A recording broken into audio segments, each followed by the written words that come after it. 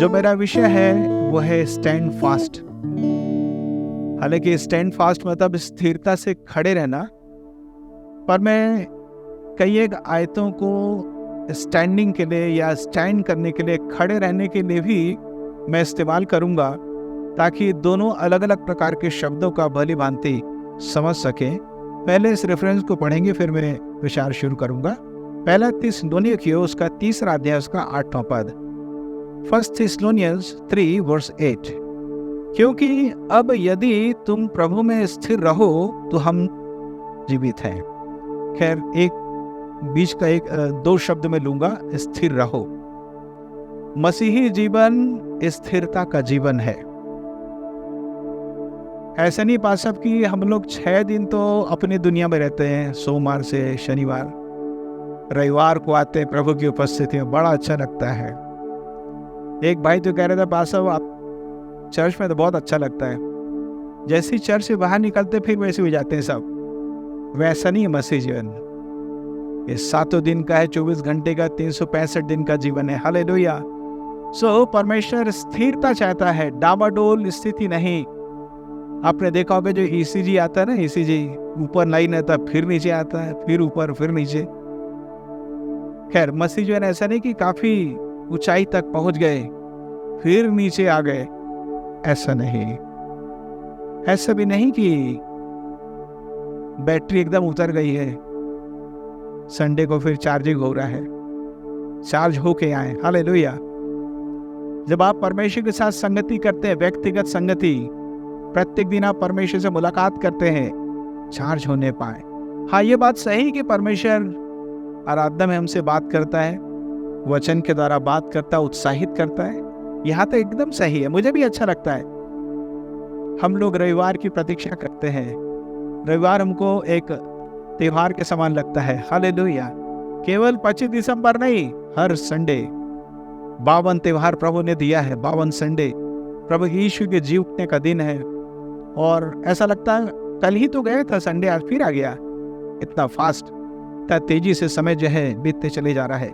खैर, मैं ये कहना चाह रहा हूँ, मसीही जीवन स्थिरता से खड़े होने का जीवन है, स्थिर रहना है।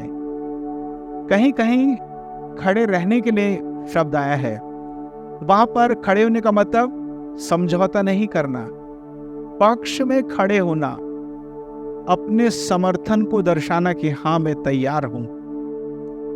खड़े होने के ढेर सारे मतलब होते हैं। भीत के नाके में खड़े होना, मैं आपको बताऊंगा ये सारे रेफरेंस, अर्थात निवेदन करने के लिए, विनती करने के लिए परमेश्वर के सामने खड़े होने की जरूरत है। सो मैंने आपको बताया कि हर व्यक्ति को खड़े रहने की आवश्यकता है मसीही जीवन में। मैं जैसे खड़ा हूं ऐसा नहीं, उसके आत्मिक अर्थ को समझें। मनुष्य पाप में गिरा हुआ है, पाप के दलदल में, निराशा के दलदल में डूबा हुआ है।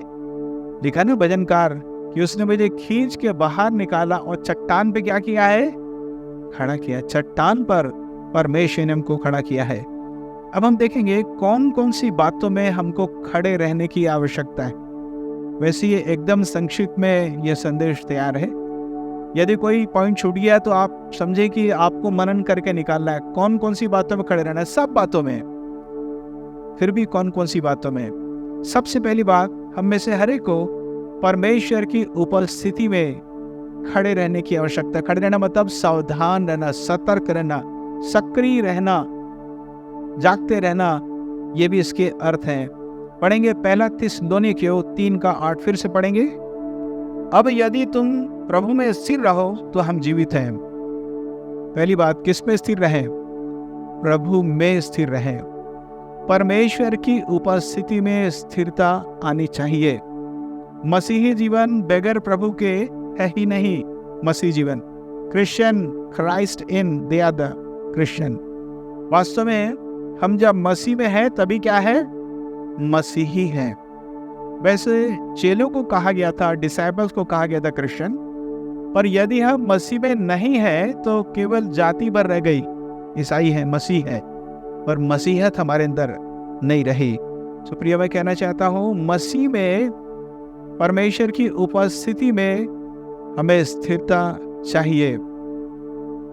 जब हम एक ही छत के नीचे परिवार के कई सदस्य रहते हैं और जब हम एक दूसरे की भावना का ख्याल नहीं रखते हैं तो बात यहाँ तक पहुँच जाती कि साथ में नहीं रहेंगे, अब अलग अलग रहेंगे।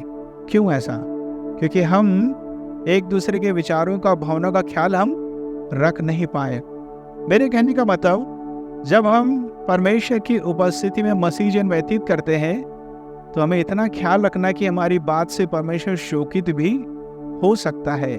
इसलिए लिखा है कि पवित्र आत्मा को शोकित मत करो। बाइबल में कुछ लोग ऐसे हुए जिनसे तंग आकर परमेश्वर ने अपनी उपस्थिति को उनसे हटा लिया। कौन कौन थे वे लोग? सैमसन, शमशून, शाऊल राजा, यहां तक कि दाऊद से भी परमेश्वर अलग हो गया था, क्योंकि वो कहता ना, हे परमेश्वर उदार आत्मा फिर से देकर मुझे क्या कर, संभाल। कहता है उद्धार का हर्ष मुझे फिर से दे दे। उन आयतों को पढ़कर यही लगता है कि उसने पवित्र आत्मा को इस हद तक शोकित किया कि परमेश्वर अलग हो गया था। इस्राएलियों को तो परमेश्वर ने कई बार छोड़ दिया था। आप इतिहास की पुस्तक में पढ़ेंगे, यानी कि यहोशू, न्यायों की पुस्तक, यहाँ तक कि गिनती की पुस्तक में भी लिखा है 14 अध्याय में, आप उसे घर में पढ़ सकते हैं। परमेश्वर की उपस्थिति में हमें स्थिरता का जीवन व्यतीत करना है। जैसा कि अक्सर मैं एक उदाहरण बताता हूँ, यदि किसी व्यक्ति के पास बहुत महंगा मोबाइल है, कई लाखों का है, हीरे जवाहरात सब लगे हैं उसमें, लेकिन उसमें टावर कनेक्शन नहीं आ रहा है, तो क्या केवल फोटो खींचने के लिए रखे, गुड़ा बाग करने के लिए? नहीं, उसका असली काम है संपर्क बनाने के लिए, लोगों से बात करने के लिए। जीवन में तो ढेर सारी आशीषें हो सकती हैं, बस प्रभु के साथ रिश्ता ठीक नहीं है, संबंध ठीक नहीं है, तो क्या मिला? लिखा है ना, मनुष्य यदि सारे जगत को प्राप्त कर ले और अपने प्राण की हानि उठाए तो उसे क्या, कोई लाभ नहीं होगा। इसलिए प्रियो, अपना संबंध परमेश्वर से सही बना के रखें। वो होना चाहिए, मेरे साथ तो है प्रभु, वो आपके मन में ऐसा आना चाहिए। ये फीलिंग्स के द्वारा नहीं, हम कैसा महसूस करते हैं उसके द्वारा नहीं, ये सब विश्वास के द्वारा है। और आप अंदर कैसा महसूस करते हैं, सबसे बड़ी बात यही है। पौलुस कहता है ना कुरिन्थ नगर की कलीसिया को, या तो परखो कि तुम विश्वास में हो कि नहीं, प्रभु तुम्हारे साथ है कि नहीं है, अपने आप को परखना है। खैर, मेरा विषय है स्थिर रहना, तो सबसे पहली बात, हम में से हर एक को प्रभु की उपस्थिति में स्थिरता का जीवन बिताना है। आगे बढ़ेंगे, अब हम देखेंगे अनुग्रह में हम सबको स्थिर रहना है। पढ़ेंगे पहला पत्रस उसका 5वां अध्याय उसका 12 पद, 1 पीटर 5:12। मैंने सिलवानुस के हाथ, जिसमें विश्वास योग्य भाई समझता हूँ, संक्षेप में लिखकर तुम्हें समझाया है और यह गवाही दी है कि परमेश्वर का सच्चा अनुग्रह यही है, इसी में परमेश्वर का सच्चा अनुग्रह यही है, इसी में स्थिर रहो। किसमें? अनुग्रह में। पहली शताब्दी की कलीसिया जब स्थापित हुई और कलीसिया संख्या में बढ़ती चली गई, तो वे लोग जो जुडाइज्म से निकलकर प्रभु की उपस्थिति में आए थे, उद्धार प्राप्त किए थे, अनुग्रह में आए थे, कुछ साल के बाद उनको लगने लगा कि हमें भी अब खत्ता करवा लेना चाहिए। तो आधा व्यवस्था की तरफ थे, आधा अनुग्रह की तरफ थे। जैसे कि गलातियों की कलीसिया को जब पत्र लिखा गया, पौलुस डांट के पत्र लिखता है। केवल अनुग्रह में रहना है, व्यवस्था में नहीं। अपने लिए अच्छी आदतों को बनाना अच्छी बात है कि आप कितने घंटे प्रार्थना कर रहे हैं, कितने घंटे बाइबल पढ़ रहे हैं, कितना फास्टिंग करते हैं, ये सब कुछ अच्छा है। लेकिन यही बात आपके लिए व्यवस्था ना बन जाए कि अरे मैं तो आज 40 घंटा प्रेयर नहीं किया, आज तो 50 अध्याय पढ़े ही नहीं हूं, तो लगता है शायद मैं अनुग्रह से गिर गया हूं। मुझे गलत ना समझे जो मैं बोल रहा हूं उसको। अच्छा, ये सब अच्छी आदतें बनाना बहुत अच्छी बात है। कितना दिन में मुझे बाइबल खत्म करना है, पूरा पढ़ लेना है, पर इसको व्यवस्था न बनाए। कहने का मतलब, यदि मैंने ऐसा नहीं किया तो लगता है प्रभु मुझसे नाराज हो गया, प्रभु मुझको छोड़कर चला गया है। यह गलत है। इसका मतलब ये भी नहीं कि बाइबल ना पढ़ें, नहीं, बाइबल तो पढ़ना है, प्रार्थना करना है। वो तो ऐसे ही जैसे सांस लेने के समान है, वो क्रिया चलती रहेगी, तभी हम जीवित हैं। एक पागल आदमी भी सांस लेता है, एक बोलने वाला आदमी सब कुछ भूल सकता है, सांस लेना भूल ही नहीं सकता। मैंने पेपर में आज तक नहीं पढ़ा कि एक आदमी खत्म हो गया क्योंकि सांस लेना ही फूल गया था। कभी आपने पढ़ा? कभी नहीं पढ़ा। कितना भी मानसिक रोगी हो, सांस लेता ही रहेगा, क्योंकि प्रभु ने बनाया इस तरीके से, डायफ्राम को सांस लेते रहता है। ऐसे ही प्रियो, हम परमेश्वर को कभी ना भूले, अनुग्रह में रहने पाए। लिखा, अनुग्रह ही से तुम्हारा उद्धार हुआ। हमारे तपस्या के काम से नहीं, हमारे अच्छे काम से नहीं। अच्छा काम बहुत जरूरी है, अच्छे काम करना ही है, परंतु अच्छे कामों के द्वारा हमारा उद्धार नहीं हुआ। उद्धार तो निःशुल्क हुआ, फ्री में हुआ, केवल विश्वास करने से, प्रभु को स्वीकार करने से। सो उसी अनुग्रह में आप स्थिर रहे। मेरे ख्याल से आप समझ रहे हैं। तीसरी बात, हम मसीही शिक्षा में, सैद्धांतिक शिक्षा में हम स्थिर रहे। जो डॉक्ट्रिन होती है उस पे हम स्थिर रहे। एक और शब्द है जिसे कहते हैं डोगमा। डोगमा क्या है? डोगमा मतलब जब इंसान एक नई शिक्षा बना लेता है जो बाइबल से फर्क होती है, मैन मेड डॉक्ट्रिन जिसे कहते हैं, दैट इज कॉल्ड डोगमा। सो आज ढेर सारे सिद्धांत बन गए हैं दुनिया में। यूट्यूब के द्वारा कितने प्रकार की शिक्षाएं आती हैं। कुछ लोग कहते हैं कि पवित्र आत्मा से भर के अन्य भाषा बोलना ही नहीं चाहिए, क्योंकि जब वो अन्य भाषा बोल रहे थे तो लोग समझ रहे थे। नहीं, वहां तक तो ठीक है, लोग समझ रहे थे। लेकिन कुरिन्थ नगर की कलीसिया को जब पौलुस ने लिखा पत्र, तो ये भी लिखा कि अन्य भाषा का अनुवाद करने वाले भी हों। मतलब ऐसा भी अन्य भाषा है जो किसी को समझ नहीं आएगा, उसे अनुवाद करने की आवश्यकता है। मतलब वो अन्य भाषा भी सही है जिसका अर्थ कोई समझ नहीं पा रहा है, जब तक कि पवित्र आत्मा किसी को अनुवाद करने का वरदान न दे उस समय। अर्थात हम अन्य भाषा के खिलाफ नहीं जा सकते। मेरे कहने का मतलब, ऐसे ढेर सारे सिद्धांत आ गए हैं। कई लोग प्रश्न करते हैं, ऐसा कहाँ लिखा है? कई लोग तो यहाँ तक भी बोलते हैं वो तो पुराने नियम में लिखा है, नए नियम में कहाँ लिखा है। हाँ, कई बातें हैं जो इस तरीके से सोचना है, परंतु सब बातें नहीं। जो लिखा वही कर लो ना पहले, सबसे पहले। जो नहीं लिखा उसमें मत जाओ, जो लिखा है वही कर लो, कम से कम वहां तक आज्ञाकारी रहो। मेरे कहने का मतलब, जो बाइबल की शिक्षा है उसमें आपको स्थिर रहने की आवश्यकता है। पढ़ेंगे 2 थिस्सलुनीकियों उसका 2 अध्याय उसका 15वां पद। इसलिए हे भाइयों, स्थिर रहो और जो जो बातें तुमने क्या वचन क्या पत्री के द्वारा हमसे सीखी है उन्हें थामे रहो। जी हाँ, लिखा है जो वचन तुमने पत्री के द्वारा ही हमसे सीखा है उसी में स्थिर रहो, उसको थाम के रखो। अर्थात जो वचन आप मुझसे सीखते हैं उसको लीजिए, इधर उधर से नहीं। गलत शिक्षा भी आ सकती है, बहुत बारीकी से गलत शिक्षा आ जाती है, पता ही नहीं चलेगा। इसलिए बहुत संभल कर, क्योंकि परमेश्वर इन्हीं वचनों के द्वारा आपका मेरा न्याय करेगा, कोई और सिद्धांत नहीं। दुनिया के कई सिद्धांत जो है बहुत अच्छे लग सकते हैं, परंतु वो बाइबल पे आधारित नहीं है, उसे एकदम दूर करने की आवश्यकता है। अब हम देखेंगे, हमको परमेश्वर की इच्छा में स्थिर होने की आवश्यकता है। परमेश्वर की इच्छा 2 प्रकार की है। एक है रिवील्ड विल ऑफ गॉड, परमेश्वर की प्रकाशित इच्छा जो पवित्र शास्त्र में जिसका वर्णन है। फिर दूसरा रेवलेशन, जो परमेश्वर का प्रकाशन है, रिवील्ड विल ऑफ गॉड जिसे कहते हैं, परमेश्वर की प्रकाशित इच्छा। बाइबल में ऐसा कहीं नहीं लिखा है कि आपके बच्चे को कौन सा सब्जेक्ट लेके पढ़ना चाहिए, कौन से शहर में जाकर उसे अगला स्टडी करना है, कौन से देश में जाकर उसे सर्विस करना है, ये नहीं लिखा है। किससे विवाह करना चाहिए ये भी नहीं लिखा है। ये परमेश्वर की प्रकाशित इच्छा है। अर्थात आपको परमेश्वर से क्या करना पड़ेगा? पूछना पड़ेगा, प्रभु बताइए, मार्गदर्शन करिए। ये बहुत जरूरी है। परमेश्वर की इच्छा का अपना अलग महत्व है। हम अपनी मर्जी से नहीं चल सकते मसीही जीवन।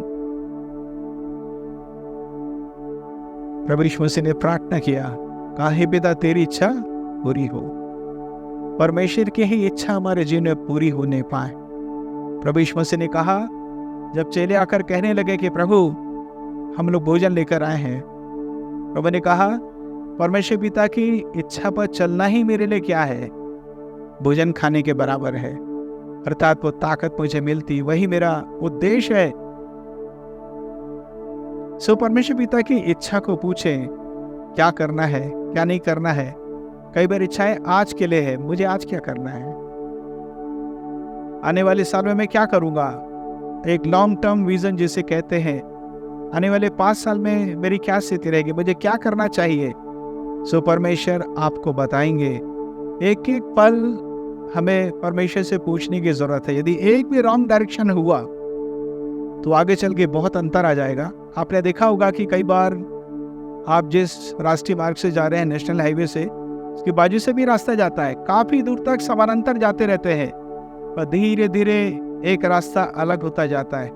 फिर ऐसी स्थिति आती कि मिनी एकदम क्या हो जाता है, पूरा मुड़ के पीछे की ओर चला जाता है। ऐसा सीधा जो मार्ग रहता है, भ्रमित होने के लिए ढेर सारे मार्ग हैं। अरे ये भी तो सही है, वो भी तो सही है, आप काफी दूर तक सही जाएंगे। एक ऐसा समय आएगा कि आप क्या हो जाएंगे, दिशा भ्रमित हो जाएंगे, पथ भ्रष्ट भी जिसे कहते हैं, और आप मार्ग से आप दूसरे मार्ग में चले जाएंगे। परमेश्वर ने जो कुछ बताया वही करिए।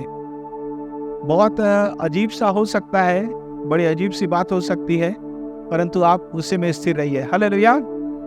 तो बाय फेथ आपको चलना है। जब परमेश्वर आपसे कुछ कह रहा है तो बस आपको आगे बढ़ते रहना है।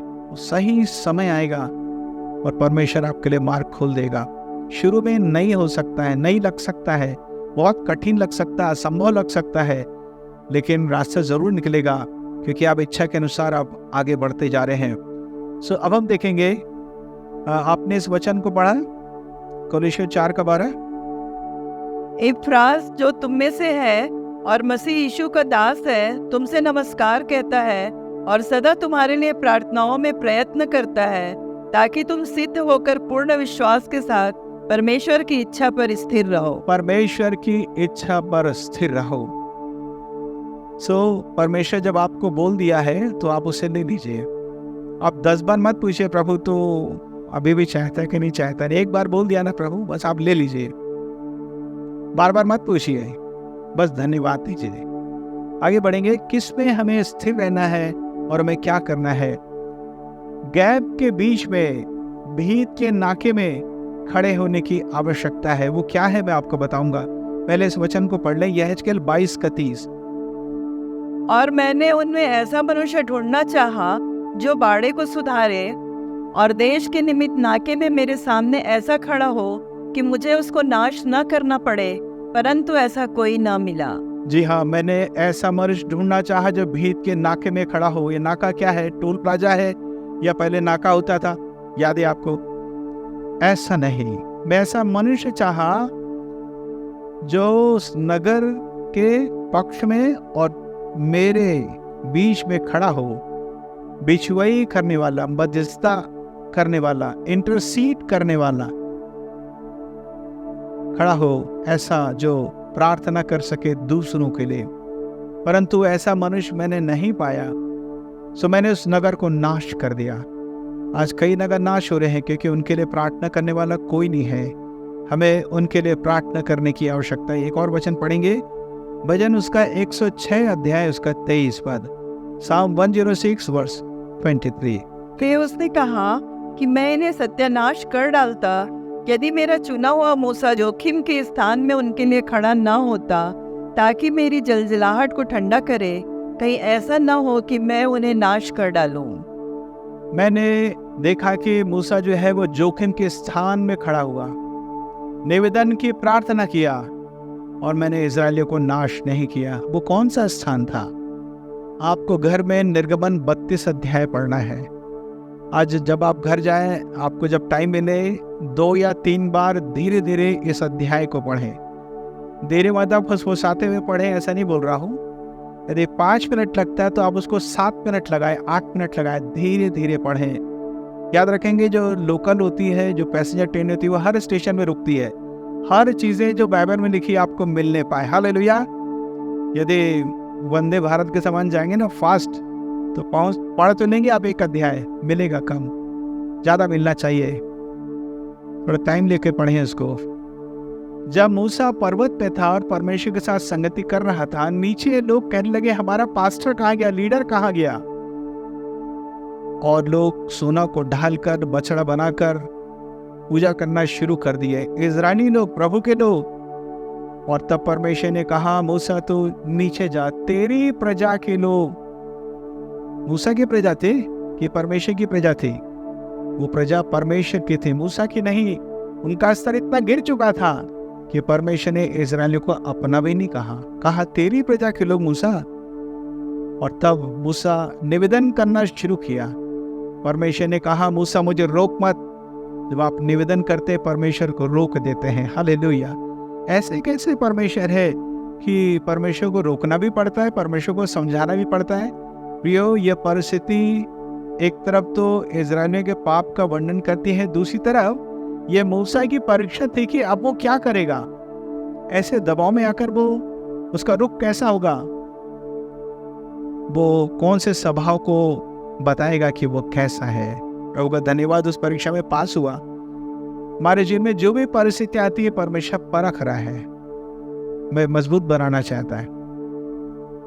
खैर, और तब मूसा ने प्रार्थना किया निवेदन का और कहा कि हे परमेश्वर, यदि आप उनके पाप क्षमा नहीं करेंगे तो मेरा नाम जीवन की पुस्तक से क्या करना, काट देना। यहाँ तक वो कह दिया निवेदन की प्रार्थना में। ऐसा नहीं कि हम भी ऐसा कुछ भी बोल दें प्रार्थना में, और हमको निवेदन करने की आवश्यकता है लोगों के लिए, ताकि वो नाश होने से बच सकें। सो बिटवीन द गैप, वहां पर हमें खड़े होने की आवश्यकता है। और हमें कहाँ खड़ा होना है? शैतान के विरोध में। नेक्स्ट, शैतान के विरोध में हमें खड़े होने की आवश्यकता, सामना करना है। लिखा, हमारा मन युद्ध किसी इंसान से नहीं परंतु किससे हो रहा है? संसार के आत्मिक दुष्ट आत्माओं के सेना से हो रहा है, दुष्ट आत्मा से, शैतान और उसके चेलों से हमारा युद्ध हो रहा है। और इसलिए हमें क्या करना है? पढ़ेंगे इफिसियों 6वां अध्याय, इफिसियों की पत्री 6वां अध्याय 11 पद पढ़ेंगे। परमेश्वर के सारे हथियार बांध लो कि तुम शैतान की युक्तियों के सामने खड़े रह सको। जी हाँ, सो हम यहाँ पे देखते हैं कि शैतान की युक्तियों के सामने खड़े रह सको। शैतान का सामना करने के लिए हमें क्या करना है? खड़े रहने की आवश्यकता है। मैं कभी आपको बताऊंगा कि शैतान के खिलाफ हम लोग क्या क्या कर सकते हैं, क्या क्या कर सकते हैं शैतान के खिलाफ जाकर हम लोग, कभी मैं आपको बताऊंगा। तो लिखा है शैतान के सामने खड़े होना है। आगे पढ़ेंगे 13 पद। इसलिए परमेश्वर के सारे हथियार बांध लो कि तुम बुरे दिन में सामना कर सको और सब कुछ पूरा करके स्थिर रह सको। हाँ, बुरे दिन में सामना करने के लिए तैयार होना। अच्छे दिन में तो कोई भी वर्शिप कर सकता है, अच्छे दिन में तो कोई भी बाइबल पढ़ सकता है। जब सब कुछ विपरीत चल रहा है, आपने जैसा विश्वास किया था वैसा कुछ हो ही नहीं रहा आपके साथ, बुरा दिन है। पर बाइबल में लिखा है कि सारी बातें मिलकर विश्वासियों के लिए क्या उत्पन्न करती हैं? भलाई। सो आपके लिए भलाई है। ऐसा लग रहा है कि बुरा हो रहा है, परंतु आपके लिए बड़ी भलाई जो है वो छिपी हुई है। प्रियो, मैं कहना चाहता हूँ परमेश्वर के बाद ढेर सारी आशीषें हैं। कहते हैं कि पौलुस जब यहाँ लिखता है ढेर सारे हथियारों के बारे में, ये बात कैसे उसके दिमाग में आई? जब वो करीब 4 साल जेल में था, सिपाही जब पहरा देते थे, चलते थे उसकी आंखों के सामने, पूरा हथियार पहन के, तलवार लेकर, परमेश्वर ने प्रकाशन दिया। परमेश्वर ने प्रकाशन दिया, और जो भी हथियार पहने ना, उसका आत्मिक मतलब ये हमारे लिए। हालेलुया। सो परमेश्वर ने उसको प्रकाशन दिया, वो उस बात को अच्छे से समझ सका। सो बुरे दिन में हमें सामना करना है अंधकार की ताकतों का, तभी हम स्थिर रह सकते हैं। स्थिर रहेंगे तभी हम सामना कर सकते हैं, ऐसा मैं कह सकता हूं। आगे बढ़ेंगे। खड़े रहने का एक और मतलब है विद द लीडर्स। गिनती की पुस्तक उसका 11 अध्याय का 16 पद। गिनती की पुस्तक 11 अध्याय का 16 पद। यहोवा ने मूसा से कहा, इस्राएली पुरनियों में से 70 ऐसे पुरुष मेरे पास इकट्ठे कर, जिनको तू जानता है कि वे प्रजा के पुरनिये और उनके सरदार हैं, और मिलाप वाले तंबू के पास ले आ कि वे तेरे साथ यहाँ खड़े हों। खड़े होने का मतलब अगुओं के पक्ष में खड़े होना, अगुओं के विपक्ष में नहीं, अगुओं के पक्ष में। हाँ, यदि अगुआ सही नहीं है, आप उनको सुधारने के लिए कुछ बोल सकते हैं, काफी दूर तक जा सकते हैं, लेकिन अगुओं के पक्ष में रहना चाहिए। सो प्रियो, मैं कहना चाहता हूं ये ना सोचें कि जब चर्च में कोई प्रॉब्लम आता है तो पास्टर ही निपटे, पास्टर का परिवार ही निपटे। आपकी क्या जवाबदारी है, आप किसके तरफ है? कुछ लोग तमाशा देखते हैं ना, इधर ना उधर। अभी कुछ दिन पहले ही मैंने बताया था, न्यूट्रल में रहते हैं। ऐसा नहीं। मूसा ने कहा, हे परमेश्वर, मैं कब तक इनका भार सहते रहूंगा? या तो 100 से ज्यादा लोगों में हालत खराब हो रही है। 20 लाख लोग थे और अकेला मोसेस था। तब परमेश्वर ने कहा, ठीक है, लोगों को लेके आ। जो 70 लोगों को लेकर आया मूसा, और वो मूसा के साथ खड़े हुए। फिर इम्पार्टेशन हुआ। जो कुछ पवित्र आत्मा ने मूसा के अंदर बनाया था, स्वभाव गुण मंडली को देखने के लिए, वो गुण आ गया 70 लोगों के अंदर। इस तरीके से कलीसिया को देखने के लिए, देखभाल करने के लिए बहुत ही अच्छा हो गया। तो प्रिय, मैं कहना चाहता हूँ, आपको अगुवाई के पक्ष में क्या होना है? खड़े होने की आवश्यकता है। आगे पढ़ेंगे हम लोग, और हमें किन बातों में खड़े रहने की आवश्यकता है। देखिए, मसीही जिनमें आश्रय कम कौन करता है? परमेश्वर ही करता है। सो परमेश्वर को काम करने दीजिए। आपका काम है खड़े रहना और देखना। पढ़ेंगे निर्गमन की पुस्तक 14 अध्याय का 13 पद, एक्सोडस 14 वर्स 13। मूसा ने लोगों से कहा, डरो मत, खड़े खड़े वह उद्धार का काम देखो जो यहोवा आज तुम्हारे लिए करेगा, क्योंकि जिन मिस्रियों को तुम आज देखते हो उनको फिर कभी न देखोगे। जब मिस्र से निकलकर इजरायली ऐसे स्थान में आ गए जहाँ कहीं कोई रास्ता नहीं था। पीछे तो मिस्र की सेना थी, सभी रथों को लेकर आ गया था राजा, और सामने समुद्र था। नाला नहीं, समुद्र था, रेड सी। हालांकि वो बहुत बड़ा समुद्र नहीं था दूसरे समुद्रों के साथ तुलना करें तो, पर फिर भी बड़ा ही था। तैर कर जाना परिवार सहित बहुत मुश्किल था। कहते हैं कि दोनों तरफ पहाड़ था। मैं तो उस स्पॉट पे नहीं गया, यानी कि कहीं भी रास्ता नहीं था। अब सामने ही जाना है, क्योंकि सामने मंजिल थी। इसलिए परमेश्वर ने कहा, डरो मत, खड़े खड़े वह उद्धार का काम देखो, वह काम देखो जो मैं करने पर हूं। और लिखा है कि परमेश्वर ने समुद्र को 2 भाग कर दिया। कीचड़ कीचड़ था ऐसा नहीं है, स्थल ही स्थल, सूखी जमीन हो गई, और वो सब के सब पार हो गए। अर्थात आपको मसीह जी में चिंता नहीं करना है। परमेश्वर क्या करेगा? रास्ता खोलेगा। परमेश्वर क्या करेगा?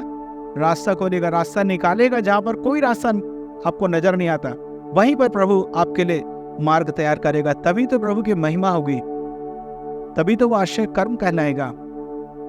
अब हम आगे बढ़ेंगे। इसको ऐसा भी हम कह सकते हैं कि आपको जस्ट खड़े रहना है और परमेश्वर के कामों को देखना है। जैसे कि प्रतीक्षा करना और विश्वास से देखना है प्रभु के काम को। कहाँ लिखा है? दूसरा इतिहास 20 का 17। दूसरा इतिहास 2 Chronicles 20 वर्स 17। इस लड़ाई में तुम्हें लड़ना ना होगा, हे यहूदा और हे यरूशलेम, ठहरे रहना और खड़े रहकर यहोवा की ओर से अपना बचाव देखना। इतनी बड़ी भीड़ आई थी, यहूदियों को घेर लिए। यरूशलेम को बचना मुश्किल था।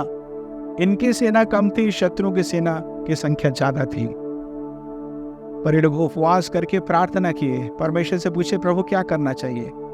संदेश यही आया कि लड़ाई तो मेरी है, तुम्हें लड़ना नहीं होगा। और लिखा है खड़े रहकर यहोवा की ओर से अपना बचाव देखना। खड़े रहना, वही मैं कह रहा हूं। मतलब चुपचाप खड़े रहना ऐसा क्या? नहीं, खड़े रहकर विश्वास के साथ अपने बचाव को देखना। अर्थात परमेश्वर क्या करेगा? काम करेगा। आपको क्या कहेंगे? शांत रहना आपको सीखना है, ठहरना सीखना है, प्रतीक्षा करना सीखना। प्रतीक्षा करना सीखना आजकल बहुत मुश्किल काम हो गया है, क्योंकि हमारा सारा काम जल्दी जल्दी हो जा रहा है। प्रतीक्षा करना है कि परमेश्वर अपना काम कर सके। आप उस अध्याय को बातें पढ़ सकते हैं, जानते भी होंगे कि परमेश्वर ने कैसे आश्चर्य कर्म किया, शत्रुओं को नाश किया। ये सब बच गए और बड़ी लूट इनको मिली। आगे बढ़ेंगे। हमें और कौन सी बातों में स्थिर रहना चाहिए? परमेश्वर के प्रति स्थिर प्रेम हमारे अंदर होना चाहिए। होशे 6 का 6 पढ़ेंगे। होशे 6 का 6। क्योंकि मैं बलिदान से नहीं, स्थिर प्रेम ही से प्रसन्न होता हूँ, और होम बलियों से अधिक यह चाहता हूँ कि लोग परमेश्वर का ज्ञान रखें। जी हाँ, मैं स्थिर प्रेम से प्रसन्न होता हूँ। सबसे बड़ी आज्ञा तो यही है कि हमें परमेश्वर से क्या करना है, प्रेम रखना है। परंतु वो प्रेम कैसा होना चाहिए? जो सब अच्छा अच्छा चल रहा है तो बहुत अच्छा प्रेम है, और जब कुछ भी अच्छा नहीं चल रहा है तो हमारा प्रेम ठंडा हो जाए, ऐसा नहीं है। लिखा है अधर्म के बढ़ने से बहुतों का प्रेम क्या हो जाएगा, ठंडा हो जाएगा। पहले जैसी बातें नहीं रहेंगी, प्रेम अब ठंडा हो जाएगा। वैसा ना होने पाए, प्रत्येक दिन परमेश्वर से मुलाकात करने की आवश्यकता है, आगे बढ़ने की आवश्यकता है। हमें परमेश्वर के प्रति प्रेम में सही होना, स्थिर होना। इसलिए इफिसुस नगर की कलीसिया को जब यूहन्ना प्रेरित ने पत्र लिखा, जिसका वर्णन प्रकाशित वाक्य में है, तो उसमें लिखा है तेरा पहला सा प्रेम क्या हुआ, जाता रहा। है तो बहुत अच्छी बात, परंतु पहले के समान प्रेम नहीं है मेरे प्रति। जब भी आप किसी व्यक्ति से व्यवहार करते हैं तो आप उससे क्या अपेक्षा करते हैं कि वो आपको पसंद करे, आपको चाहे। एक परिवार में सब लोग चाहते हैं कि माता पिता क्या करें, उसे बच्चों को पसंद करें। हम सब एक दूसरे से अपेक्षा करते हैं, कलीसिया में भी। यदि वो प्रेम नहीं है तो रहना क्या है, बहुत मुश्किल है। जरा सोचिए परमेश्वर को कैसा लगता होगा। परमेश्वर के प्रति हमारा प्रेम सही होना चाहिए, हर परिस्थिति में होना चाहिए। अब हम देखेंगे हम कैसे स्थिर रह सकते हैं, या हमें कौन स्थिर कर सकता है। हम ऐसा क्या करें कि हम स्थिर हो जाएं। पढ़ेंगे 2 कुरिन्थियों 1 अध्याय को 24 पर, 2 Corinthians 1:24। आखिरी लाइन पढ़ेंगे इसका। परंतु तुम्हारे आनंद में सहायक है, क्योंकि तुम विश्वास ही से स्थिर रहते। हाँ, कैसे स्थिर रहते हो? विश्वास से। किस पर विश्वास करके? परमेश्वर पर। किसके पर विश्वास करके? परमेश्वर पर। देखिए, इसको आप ऐसा समझ सकते हैं, मान लीजिए आपके पास छोटे बच्चे हैं और आप मेला जा रहे हैं, मेला के बहुत भीड़ है, तो आप बच्चे के हाथ को छोड़ देंगे क्या भीड़ में? नहीं, आप सुरक्षित रखने के लिए अच्छे से पकड़ के रखेंगे उसके हाथ को। बच्चों के हाथ को अच्छे से पकड़ कर रखेंगे ताकि वो गुम ना पाए। इसलिए लिखा ना कि मेरी भेड़ें मेरे हाथों में है, कोई भी उन्हें मेरे हाथ से छीन नहीं सकता। यदि किसी प्रकार का डर आपके मन में आए तो सबसे पहली बात यह सोचना है कि जब मैं अपने बच्चों के लिए इतनी चिंता कर सकता हूं, उनके सुरक्षा के लिए, तो परमेश्वर कितनी चिंता करता होगा मेरे लिए कि मैं सुरक्षित रहने पाऊं। यह विश्वास होना चाहिए। केवल परमेश्वर के अस्तित्व पर विश्वास नहीं, वो तो शैतान भी करता है। परमेश्वर के गुणों पर विश्वास होना चाहिए कि वो अभी भी एक सा है, वो मुझे त्यागेगा नहीं, वो छोड़ेगा नहीं, वो मेरी क्या करेगा, सहायता करेगा। हालेलुया, वो मेरी सहायता करेगा, वो मुझे संभाल लेगा। ऐसा आपको सोचना है, मेरे हर एक आवश्यकताओं को पूरा करेगा। तब आप विश्वास में स्थिर रहेंगे। विश्वास कुछ देखता नहीं है, मतलब को दिखाई नहीं दे रहा है। एलिया जब प्रार्थना किया और राजा से कहा कि बहुत भारी वर्षा होने वाली, तो निकल जा, बार बार अपने सेवक से कहता था जा देख के आ, तो बादल है क्या? 6 बार गया, को दिखाई नहीं दिया, बादल था ही नहीं। 7वीं बार एक छोटा सा बादल मनुष्य के हाथ का सा दिखाई दिया। प्रियो, इससे पहले कि बरसात आए उसकी आवाज को वो सुन पा रहा था। जरा पढ़ेंगे आप बहुत बारीकी से। यह है विश्वास के साथ देख लेना, विश्वास के द्वारा स्थिर रहना कि जो मैंने कहा है प्रभु की ओर से कहा है। खैर, आगे बढ़ेंगे। हम कैसे रहेंगे स्थिर? विश्वास के द्वारा। दूसरा, प्रार्थना के द्वारा। लूका 21:36। हम प्रार्थना के द्वारा स्थिर रहते हैं। लूक 21:36। इसलिए जागते रहो और हर समय प्रार्थना करते रहो कि तुम इन सब आने वाली घटनाओं से बचने और मनुष्य के पुत्र के समान खड़े होने के योग्य बनो। जी, लिखा हर समय प्रार्थना करते रहो। आखिरी लाइन, और मनुष्य के पुत्र के सामने खड़े होने के योग्य बनो। क्या करो? प्रार्थना करते रहो हर समय। ऐसे नहीं कि मैं आंख बंद करके घुट्टा टेक कर ही प्रार्थना करूंगा। घुट्टा टेक सकते हैं आप, लेकिन हर जगह तो आप टेक नहीं सकते। घर में है तो आप तो स्वतंत्र हैं, घुट्टा टेक सकते हैं। ऑफिस में है, स्कूल में है, गाड़ी चला रहे हैं तो बहुत मुश्किल है, आंख भी नहीं बंद कर सकते। आप प्रार्थना कर सकते हैं। उठते बैठते चलते फिरते परमेश्वर के संपर्क में रह सकते हैं और प्रार्थना कर सकते हैं। जब आप प्रार्थना करेंगे तो आप योग्य बनेंगे। किसके सामने खड़े होने के लिए? परमेश्वर के सामने। एक दिन तो खड़ा होना ही पड़ेगा परमेश्वर के सामने लेखा देने के लिए। अभी से तैयारी की आवश्यकता है। हम प्रार्थना के द्वारा हम योग्य बनते हैं खड़े होने के लिए। तीसरा, परमेश्वर हमें स्वयं तैयार करता है। परमेश्वर के द्वारा हम खड़े हो सकते हैं। पढ़ेंगे रोमियो की पत्री 14 अध्याय उसका 4 पद, आखिरी लाइन पढ़ेंगे इसका, 14:4 रोमियो आखिरी लाइन। वरन वह स्थिर ही कर दिया जाएगा, क्योंकि प्रभु उसे स्थिर रख सकता है। क्योंकि प्रभु उसे स्थिर रख सकता है। परमेश्वर ही स्थिर रख सकता है और कोई नहीं, क्योंकि परिस्थितियां इतनी खराब है कि हम लोग सामना कर ही नहीं सकते बगैर परमेश्वर के। वो हमारी सहायता करेगा। पहली, दूसरी तथा तीसरी शताब्दी में कलीसिया के ऊपर बहुत ज्यादा सताव आया, बहुत ही ज्यादा सताव आया। बहुत बड़ी संख्या में मसीही लोग शहीद हो गए। पर क्या कलीसिया का काम रुक गया? कभी नहीं रुका। किसी पास्टर प्रचारक को खत्म करके मसीही यीशु का काम आप रोक नहीं सकते। उसका काम बढ़ता ही जाएगा। हालेलुया। क्योंकि ये परमेश्वर का काम है। लोगों का जीवन बदलता रहेगा और लोगों की आदतों में सुधार आएगा। हर एक नशे से, हर एक बुरी बात से वो बच जाएंगे। परमेश्वर लोगों के जीवन को परिवर्तित करेगा।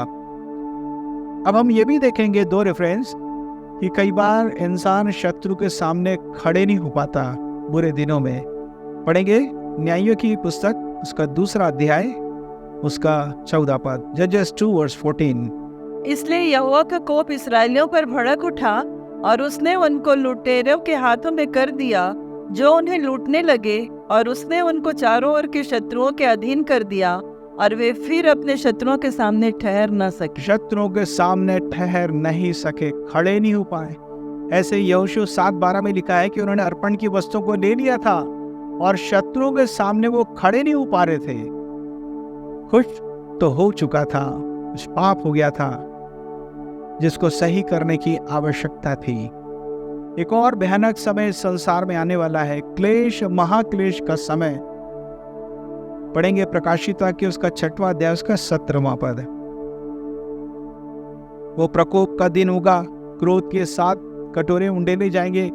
इतना भयानक समय होगा, दानियल कहता है कि वो कभी आया ही नहीं था इतिहास में। इतना भयानक समय होगा। पढ़ेंगे, क्योंकि उनके प्रकोप का भयानक दिन आ पहुंचा है, अब कौन ठहर सकता है? जी हाँ, कौन खड़े हो सकता है, ठहर सकता है? उसका मतलब यही हुआ।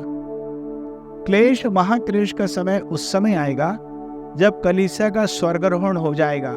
हालांकि कुछ लोग ऐसा भी विश्वास करते हैं कि कलीसिया जो है वो क्लेश, महाक्लेश में प्रवेश करेगी। कई लोग ऐसा मानते हैं, लेकिन अधिकांश लोग ये विश्वास करते हैं, जैसा 1 थिस्सलुनीके 4 अध्याय में लिखा है, जब प्रभु आएगा तो बादलों में रहेगा और वे जो मसीह यीशु में मर चुके हैं वो जीवित होंगे। तब हम जो जीवित बचे हैं हम उठा लिए जाएंगे, स्वर्गारोहण हो जाएगा। उसके बाद फिर मसीह विरोधी जो इसी संसार में, मैं सोचता हूँ, आ चुका है, हम नहीं जानते वो कौन है, इसी संसार में शासन करना प्रारंभ करेगा 7 साल तक। और वो 7 साल थोड़ा सा कम किया जाएगा ताकि ऐसा ना हो कि इजरायली नाश हो जाए, चुने हुए नाश हो जाए। मेरे कहने का मतलब, जब क्लेश, महाक्लेश का समय आएगा तो इतना भयानक समय होगा कि लोग सामना कर नहीं पाएंगे, प्रभु की उपस्थिति को देख नहीं पाएंगे। वो इतने महिमा के साथ वो आएगा और फिर विपत्तियां भी ढेर सारी रहेंगी। बेहतर यही होगा कि हम अभी से तैयारी करें ताकि जब प्रभु का आगमन हो हम यहाँ से उठा लिए जाएं। हालेलुया। इन बातों में स्थिरता बहुत जरूरी है। आइए खड़े होकर हम प्रार्थना करेंगे। आज हमने देखा मसीही जीवन में स्थिरता बहुत ही जरूरी है। परमेश्वर आपकी कमजोरी की वजह से आपसे घृणा नहीं करता। आप परमेश्वर के प्रेम के दायरे से बाहर नहीं हैं। कितने लोगों का जीवन बहुत अच्छा नहीं था, परमेश्वर पर विश्वास किए या चेले बन गए तब भी, लेकिन एक ऐसा भी समय आया कि वो सिद्ध बने, जय का जीवन उन्होंने प्राप्त किया और परमेश्वर ने उन्हें अपनी महिमा के लिए इस्तेमाल किया। प्रियो, किसी भी बात से आप डिस्टर्ब ना हो, अपने हार से हार ना माने। परमेश्वर आपको स्थिर कर सकता है। परमेश्वर के अनुग्रह से, परमेश्वर की सामर्थ से आप स्थिर हो सकते हैं। एक ही बात है, अपने जीवन को परमेश्वर के हाथों में सौंप दें। कहें, प्रभु मुझ पर दया कर, मेरा जीवन डावाडोल ना होने पाए, मैं असंतुलित ना होने पाऊं, मैं संभल कर चल सकूं। आप अपने हाथों से मुझे थामे रहें। परमेश्वर आपको थामने के लिए तैयार है। आइए अपने जीवन को सौंपें। कहें, प्रभु मुझे स्थिरता का जीवन दे। हालेलुया। धन्यवाद देता हूं पिता परमेश्वर आपके वचन के लिए कि इन सारी बातों में हमें सारे को स्थिर रहने की आवश्यकता है। हमें उस गैप में लोगों के लिए निवेदन करने के लिए तैयार रहना है, जोखिम के स्थान में खड़े होना है। मूसा कई बार गलत समझा गया। लोग पथरवाह करने के लिए तैयार थे, परंतु वो उनके लिए प्रार्थना करने के लिए तैयार था। मैं आपके नाम को धन्य कहता हूं। आपकी उपस्थिति में, अनुग्रह में, अगुओं के पक्ष में, विपरीत परिस्थितियों में, शैतान के विरोध में, बुरे दिनों में, परमेश्वर आपकी इच्छा के अनुसार खड़े रह सकने के लिए हमें योग्य बनाइए। हर किसी का प्रार्थना का समय बढ़ने पाए, और प्रार्थना एक मजबूरी नहीं, प्रार्थना जोर जबरदस्ती से हम परेशान होकर प्रार्थना नहीं, बल्कि आनंदित होकर हम प्रार्थना करना सीख सकें। बहुत अच्छे ढंग से हम समय को व्यतीत करना सीख सकें। ज़्यादा से ज़्यादा समय हम दे सकें आपके वचन को पढ़ने के लिए, प्रार्थना करने के लिए, और तमाम जो आत्मिक गतिविधियां हैं सब पर दया कीजिए। लेकिन हम अनुग्रह में जीना चाहते हैं, व्यवस्था में पुनः ना जाने पाए। दया कीजिए प्रभु जी। जो लोग ऑनलाइन सुन रहे हैं, इस समय वॉच कर रहे हैं, प्रभु जी उन सबों को स्पर्श करिए। हर एक प्रकार के अंधकार की ताकत जो उन्हें अस्थिर करती है, डावाडोल की स्थिति लेकर आती है, भ्रम की स्थिति लेकर आती है, हर एक ऐसी दुष्ट आत्मा यीशु के नाम से कहता हूँ कि दूर हो जाए उनके जीवन से। सबके पर यीशु आपके लहू को छिड़कता हूँ। दया कीजिए पिता परमेश्वर, उपस्थित लोगों पर भी दया कीजिए, अपनी महिमा के लिए इस्तेमाल कीजिए। जो आज नहीं आ सके, इस वक्त जहाँ कहीं भी हैं, आप उनकी सहायता करें। प्रभु यीशु के नाम से मांगता हूँ, सुनो ग्रहण कर, आमीन।